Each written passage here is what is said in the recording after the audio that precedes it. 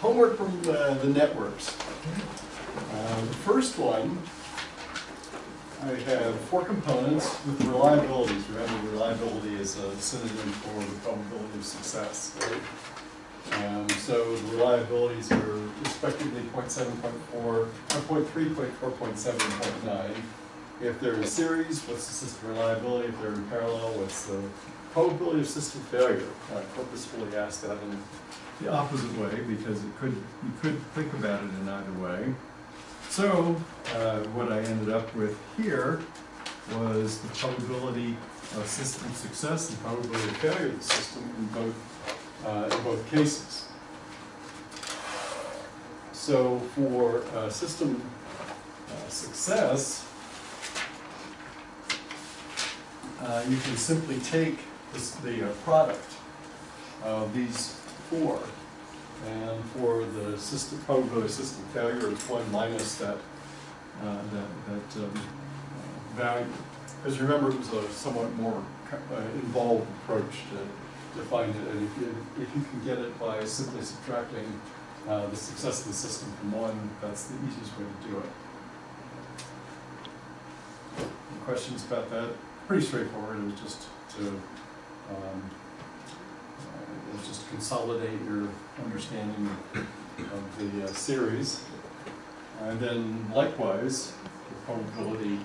If I put them in parallel with these success rates, this one isn't quite as bad to do, but it's here you would find the probability of system success by subtraction, whereas the probability of system failure, remember, is 1 minus the probability of failure, or 1 minus the probability of success, I'm sorry. So this is the product of system failures, and the system success is 1 minus the product of 1 minus the system failures.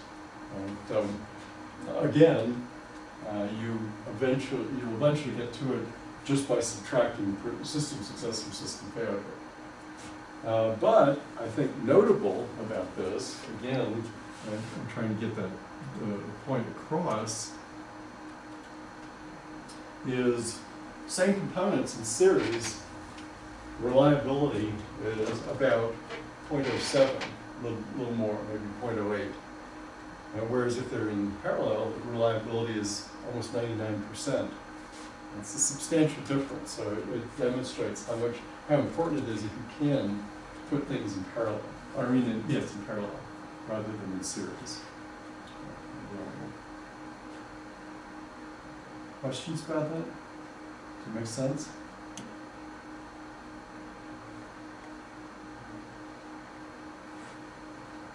Yes.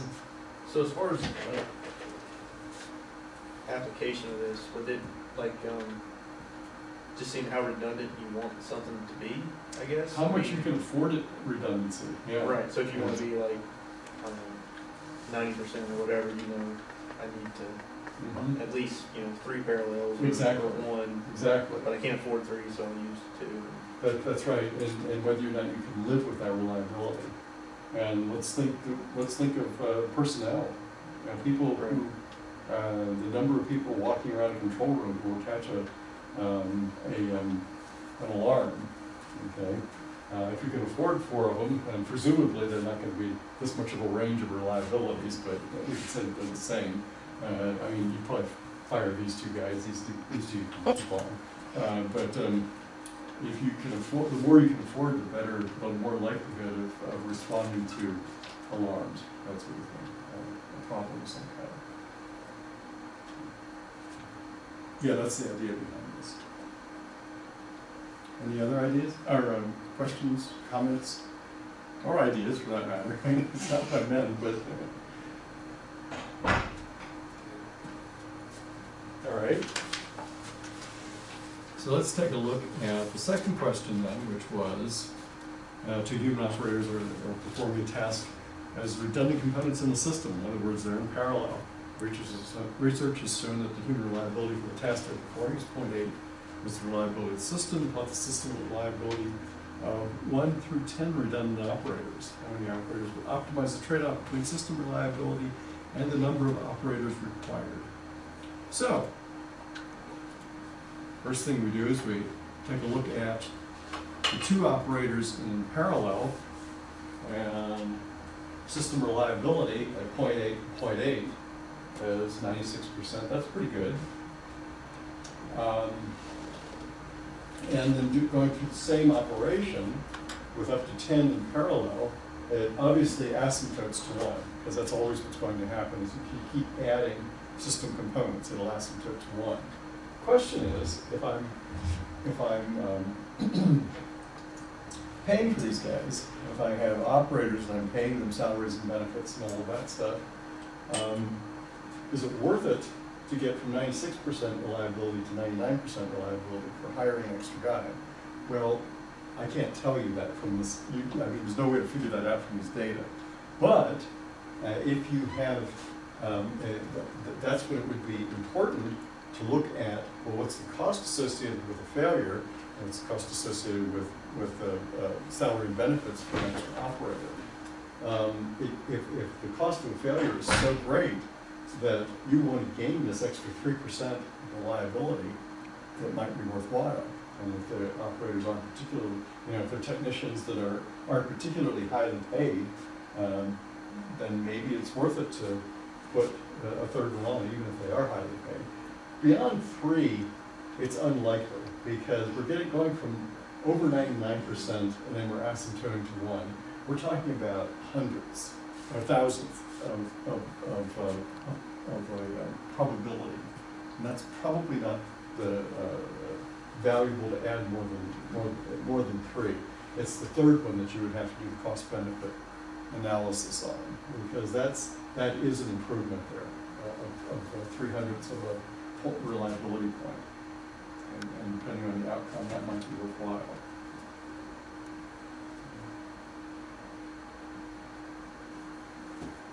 Questions about that? It's sort of the same thing, just approached it a little bit differently. If there's a change in that reliability, let's say you're dealing with operators and that operator, gets sick, doesn't come in, that third operator, if you had a fourth, let's say you picked 4 and you're paying for 4 and that third one gets sick, you obviously now have 3 and your system reliability drops from the 4th value to the 3rd value. That's not substantial, you're right. So, but from the 3rd to the 2nd might be. Might be, right. Yeah, and that's a perfectly reasonable way to look at it, is have enough redundancy so that you don't have to worry about somebody calling in sick. And therefore your system reliability dropping. That's right, dropping beyond what you would want. Right, yeah. Okay. Mm-hmm. That could be like, would a trainee, or would that fit into the system potentially? Would that be like a operator on the side that you wouldn't factor in? I wouldn't, I wouldn't factor in a trainee necessarily. As a matter of fact, a trainee present may actually reduce the reliability of the other operators. Interesting. Because they're distracted by telling this guy teaching him what to do. Mm-hmm. So it might actually reduce the reliability, and that would be another case for perhaps having a 4th guy, because then while he's distracted training the new operator, the system reliability hasn't been reduced substantially again. So that could be another argument for it. Yeah, Richard. Maybe going a little farther off topic, but with the human element, say you have 6 instead of 2. Mm-hmm. Would that reliability be decreased? Because you have people saying, "Oh, well, somebody else is going to catch it," or does that?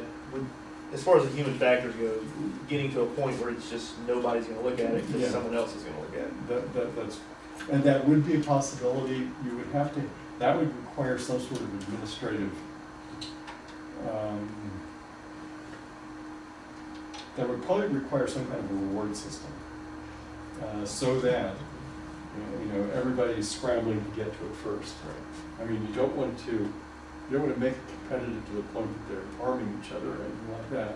You can do that, but to the point that everybody is motivated not to think that someone else is going to have it. So it would be a matter of motivating your employees, I think, coming up with an appropriate motivational technique. Are cockpits, can they be viewed as like a system in parallel? As in, you have two pilots, both essentially with the same qualification, same ability to fly the plane, but there's two of them instead of one, just in case, you know, just for literally for system redundancy. From the way I understand it, yes. Mm. I would think of them that way.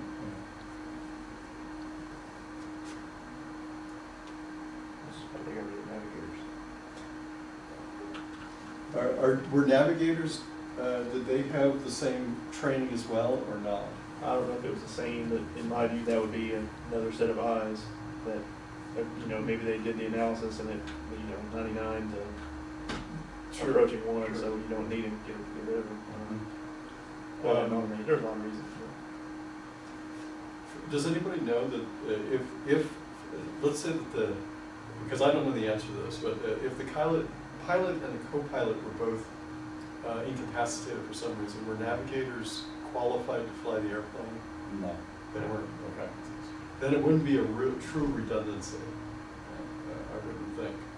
Because it would be another system. It would depend on the system, but it wouldn't depend, it would depend on maybe specific controls, specific displays, but it wouldn't be for operating the entire system. Right. If you were talking about the pilots from a flying the plane standpoint, having the navigator there to take off some of the workload as far as fuel calculations, performance, and whatnot, it seems like that would increase the pilot's reliability because they're not having to focus on that Exactly. among the other things they're working on. That's true. That's true. It would having that person there wouldn't be another component in parallel. However, it would improve these two numbers. Exactly right. Yeah. So an indirect relationship. It's an indirect relationship. Yeah. That's right. That's a good observation. Anything else before we go on? All right. Yeah, put in this fun combination system with the reliability for each of the blocks there. And that was just to give you a little bit of practice with subsystems. This is the only real subsystem, this parallel subsystem right here. So that I called that subsystem 1, and that was just the reliability of that parallel. And then all the rest of them are in series, so that reduces the reliability of the system and down to that. And that's not too complex one to solve.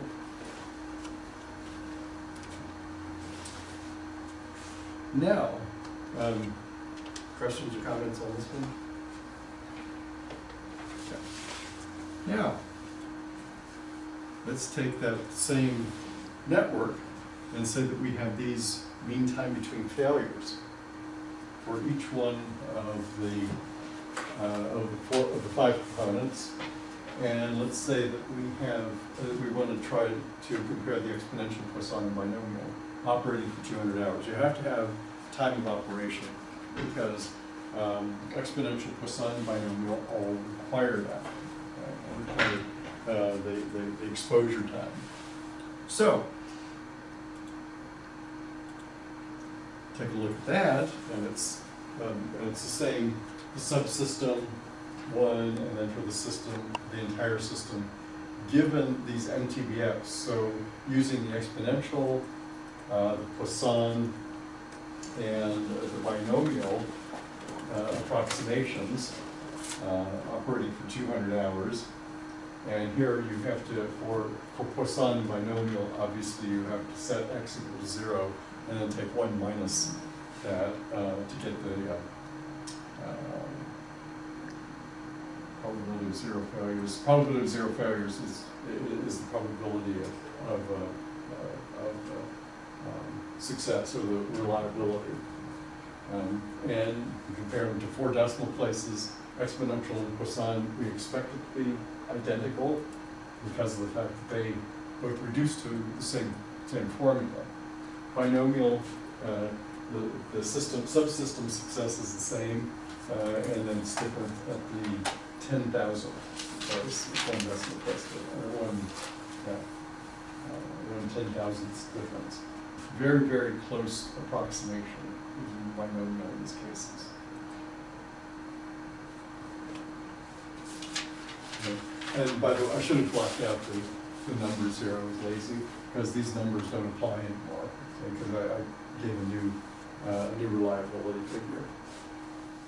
Our cut set system. The cut set, if you take this away, it's pretty simple. These would be series, and then this would be a parallel, and this would be a parallel. So this would be an interesting one to do without the shunt there, because you'd have to do, this is a subsystem, this is a subsystem, then this parallels a subsystem, this parallels a subsystem, then the total system would be, you'd make it in series. Like I said, it would be a little more complicated, it would be a little more interesting. But our minimal cut sets, we take a look at it, and like I said, for now, for our purposes, I'll give you simple enough ones that you can do this just by enumeration. Let's say if 1 goes out, 3 will still operate. But if 1 and 3 both go out, that shuts down the system. So it's a first cut set. If 2 and 3, that shuts down the entire system. Okay. 2 and 4 shuts down the entire system, and of course 5 and 6 shut down the entire system. If we model these as parallel, because they're all essentially in parallel, that's what we'll get for each one of the probabilities of failures.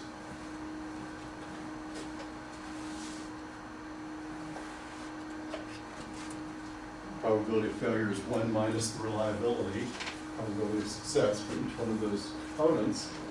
And then if you add that up, that is the lower bound for the probability of system failure.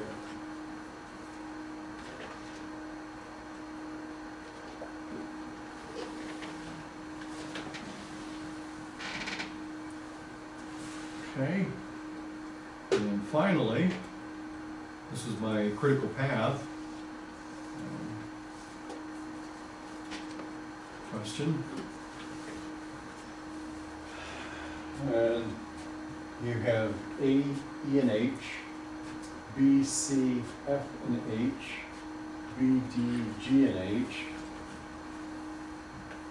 and then A, F, and H. So A, E, H, A, F, H, B, C, F, H, and B, D, G, H. Okay. AFH is the longest, so that's the critical path. The other ones can have some slack built into them. Now the attributes of the critical path, and those are the ones that I highlighted in pink here, is first of all, there's 0 slack along the critical path. That's one of the things that defines it. You have to complete it on time. The earliest finish and latest finish, because of that, are the same. Okay, so they're identical. And also the earliest start and latest start are identical. And so and because of that, they have 0 slack built into them.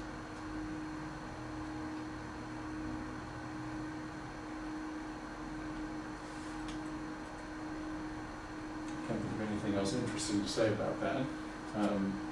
Any comments or questions?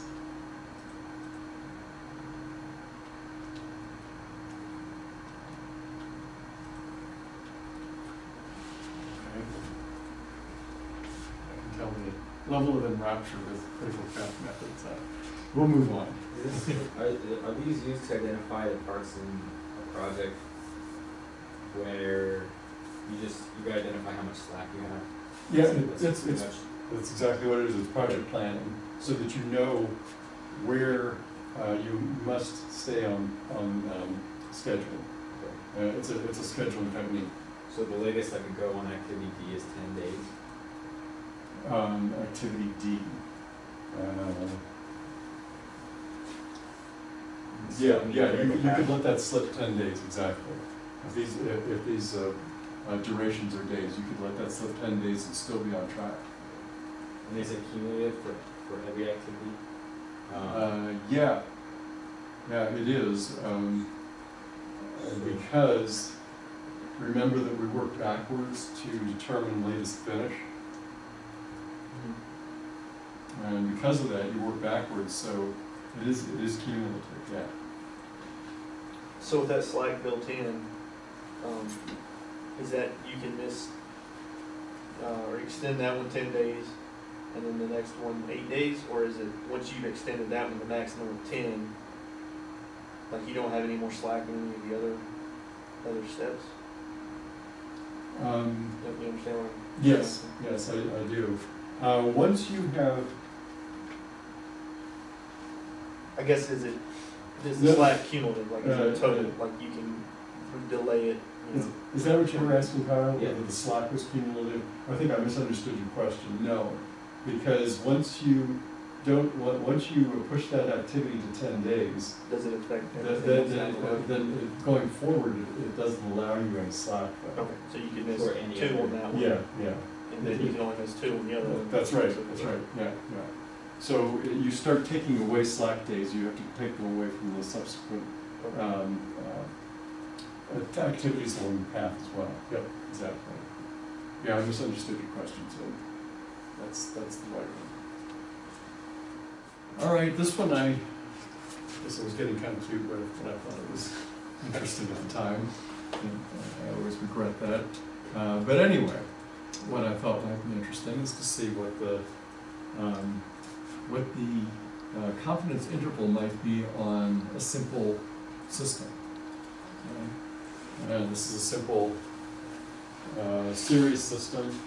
If I know the MTBF, I can get lambda, and then from lambda, I can do a lower limit on lambda and an upper limit on lambda, which the inverse is the lower limit on the MTBF, the upper limit on the MTBF and the lower limit on the MTBF.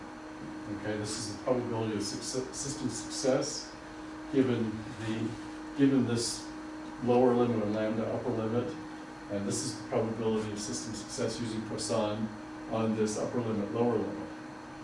Okay. So I have a probability of system success for component 1, upper and lower limit, and I have a probability of system success, upper and lower limit for component 2. So that means that I can use the lower or the upper limit for component 2 and the lower or the upper limit for component 1. And given the lower limit for lambda, that's my, both lower limits, that's my probability of system success. The lower and the upper, that's it. Upper and lower, that's my system success. And upper, which is the lower limit for the MTBF, is that. So I see that as my 95% probability for my 95% confidence interval for that system, that series system. See, I put that uniformly distributed. That might not have been something that I. I assume that the MTBF for both the components are uniformly distributed between the 5th and 95th percentile values. What is the mean and the variance of the MTBF for each component? It's kind of unrelated, but I just wanted to toss in the uniform distribution, because for the uniform distribution, remember that the mean is just halfway in between. And halfway between the upper and the lower. And let's go back to our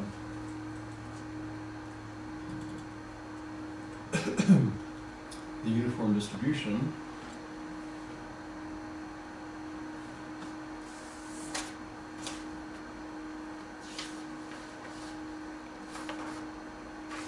Where it's 1 over lambda and 1 over lambda squared is our went too far. Uniform. There we go. It's the end point plus the upper point plus the lower point divided by 2, upper point plus the lower point squared divided by 12. By definition, that's the mean variance. Okay, so using that approach, then for the first component, this is if it's uniformly distributed, that's our mean. This is our standard deviation, because that's the square root of the variance. And for the second component, that's the mean and standard deviation. I believe what I had in mind was drawing in a way to analyze this, assuming that they were uniformly distributed. It could assume other distributions as well. Uniform probably isn't the best one. But I just tossed it in there to get you to think about other distributions and remember them.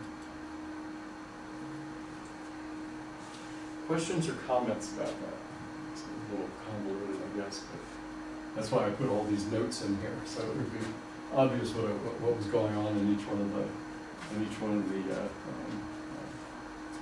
cells. I have a question on previous question. Oh, okay. How did you define the position of second component? Because it looks like it doesn't, A and B doesn't depend on each other. No, they don't depend on each other. That's why they have no predecessors, so that's why they both start from node 1.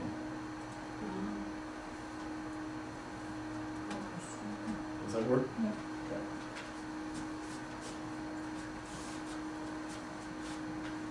Anything else on the homework or on the topic?